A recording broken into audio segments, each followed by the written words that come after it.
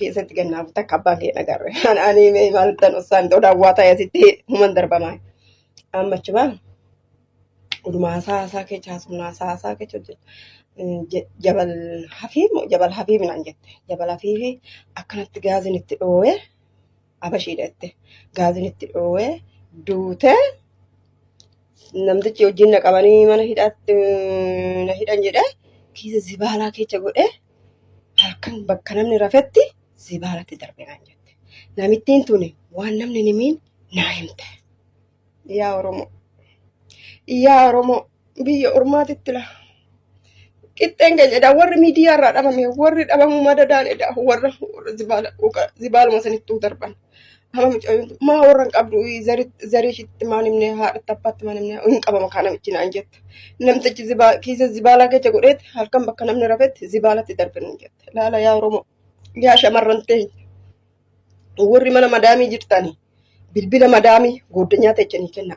Guyyaa Kana kun viidiyoo kana argitanii jirtu jedhee yaada. Ashama harka fuunee akkam jirtu nagaa siniif haa baay'atu. Hordoftoota chaanaalii kootii nagaa keessanii.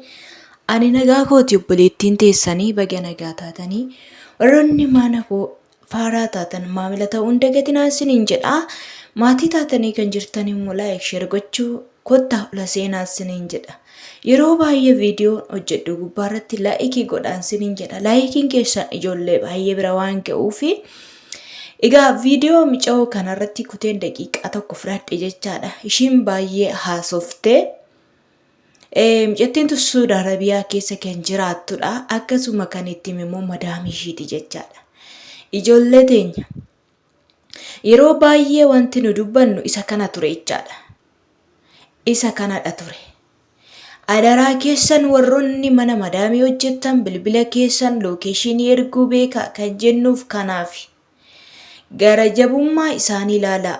Gaafa namni tokko balaa tasaatiin kan du'u ta'e ijoolleen keenya fuudhanii waarratanii peestaalatti maranii waarratanii isbeelii keessatti gatu.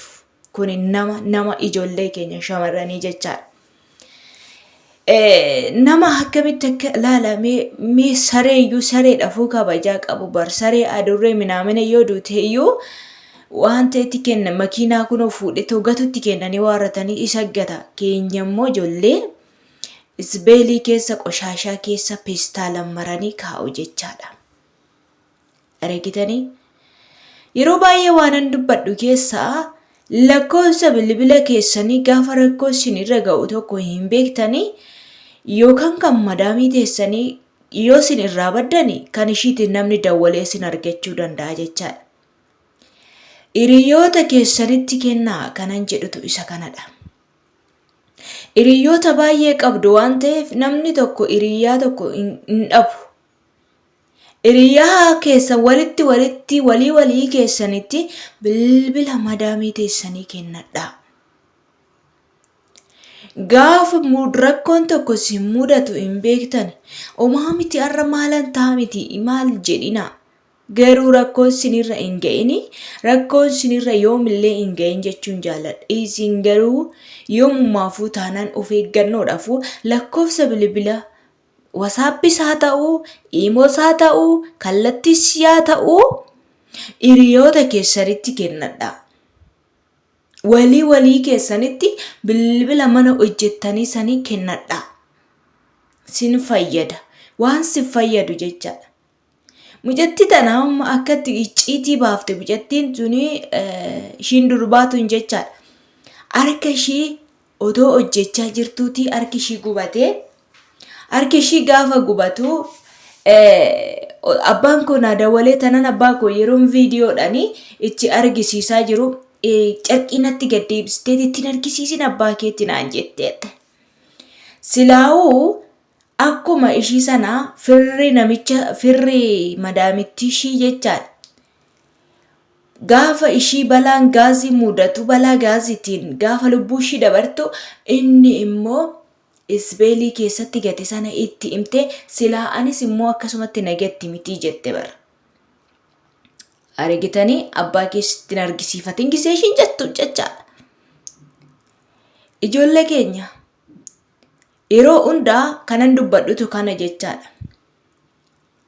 barumsa guddaa waan sinii ta'u yeroo hundumaa jechaadha lakkoofsa keessanii fi namoonni lookeeshinii erguu beektan lookeeshinii keessan ergadhaa. Sin doorsifti sin dhiphisti taanaan lookeeshinii keessan ergachuu hin dagatinaa. Micaa amma kaleessa viidiyoo hojjedhe gubbaarratti suura ishii bichaadha kan naaf ergame suura ishii bichaadha. Suurri immoo wanti inni godhus hin jiru. Namni suuraan akkamiin nama argata? Lakkoofsa bilbila ishii naa kennaa jennaan lakkoofsi bilbila ishii hin jiru. Lakkoofsi bilbila ishii lakkoofsa biyyaatiin ishiin kan banattedha. Lakkoofsa Itoophiyaatiin jechaadha. Immoo minaamina lakkoofsa Itoophiyaatiin kan banatte. Lakkoofsa jara ishii namaa hin kennin hiriyoota ishiitii hin kennin. Madaama ishee akka doorsisaa jirtuu fi billaa gizee lamanatti fudhatte waan jettee jechaadha. Gizee lama dhiisaa gizee takka yeroo ishiin billaa sitti fudhattooti maa callifta. Hiriyaa keettiin himattu gaafuma hiriyaa keessanitti ishiin akkas na gooti na doorsisaa jirti sin ajjeesanaan jetti gaafa jettaan. Miidiyaan qabdanii feesbuukiin qabdanii isarratti of hin poostitanii ijoollee sin gargaaruu danda'u. Gaafa tokkicha doorsifamta tsim jettanii maa callifta amma dhumaatti amma duun isinirra ga'utti jechaadha. Yeroo baay'ee kanaaf sagalee isiniif ta'an. Akkasiniin jechuun barbaada micoo sana akkaataa ittiin argannuu fi akkaataa ittiin hiriyoonni ishee argatan. Ani keessan ijoollee baay'ee dubbiseera akkamitti akka argatan. Lookeeshinii ishiin jiru jedhan. Lakkoofsa bilbilaa biyyaatiin banatte jedhan. Daldala ishii biyyaatti dawwallaan inni inkaasu jedhan. Jarittii walii galteetu miceetti kennan ta'uun beekon. Dhaloonni garaa jabaate birriitti nama gurgurata birriitti hundumtuu birriidhaaf kaata malee lubbuudhaaf qaata kaachuu dhiise lubbuun namaa homaa namatti fakkaattu. Keessattuu shamarran keenya akkuma argitanii daldala nu baasa jettanii baatanii bakkees baatanii hojjechuudhaaf eenyu jettanis immoo warroota dhiiratti maxxantanii too hin ba'inaa. Biyya kam keessa iyyuu jiraadha. Yoordaan keessa silaa dhiirru hin jiru. Isi shamarran ummatu wal dhaqqaba malee biyya kaan keessa ijoollee dhiiratu jira. Natu sin baasa siniin jedhanii gaafa sin baasan rakkoo tokko sinirraan ga'uu danda'u jechaadha. Ijoolleen keenya akkasi dabarsanii qarshiitti wal gurgurachaa jiru. Qarshiitti gurguratanii qarshii isaanii kiisii keessa kaawwatu ittiin sooromu. Har'a ittiin sooromu malee karaan jallinaa waan ijaarame hin diigama. Waan shamarran keenya irra ga'aa oolan waan baay'een gurraa qaba. Yaa ijoollee teenya of eeggadhaan siniin jedhaa. Innaa lakkoofsa bilbila keessanii namaa kennuu hin dagatinaayi. Akkasuma warroonni azalatti koomentii naa barreessitanii lakkoofsa bilbila keetii naa kenni jettan. Lakkoofsa bilbila kiyyaa kenneen jira. Akkasuma ijoollee baay'een achiin dhuftee na dubbistan. Warri dhiiraa immoo isinoo maaliif gocha na dubbistuu rakkoo maaliif qabdu siniin jedhaa. Namoota baay'ee keessa simbilooken jira warra dhiiraa. Si jalaa kaasee warradhe simbilooke. Sababiin isaa maal rakkatteeti? Maal rakkattees si gargaara. Haasaa biraa keessa haasa'uu fiddu jechaadhaan. Haasaa biraa keessa biti ijoollee rakkataniif sagalee ta'uu qofadha kana na dubbachaa jiru malee haasaa biraa dhimma haasaa biraa hin qabu jechaadha. Shamarran teenya immoo warri rakkoo keessa jirtan biyya kamiyyuu haa ta'u ijoollee sin gargaaranii sin baasuu danda'u. Isiniin jechuun barbaada. Amma duuni isinirra ga'utti tsim jettanii calliftanii too indoorsifamina isiniin jechuuf fedha. Isa kana isiniin jedhaa yaa hordoftoota chaanaalii kiyyaa warra dhiiraa jalaan qabu dhiifama guddaa naa godhaate jechaadha. Isin rakkoo keessa jirtan kaasin bakka barbaada waan barbaada akka barbaada itti baatanii deemuu dandeessu.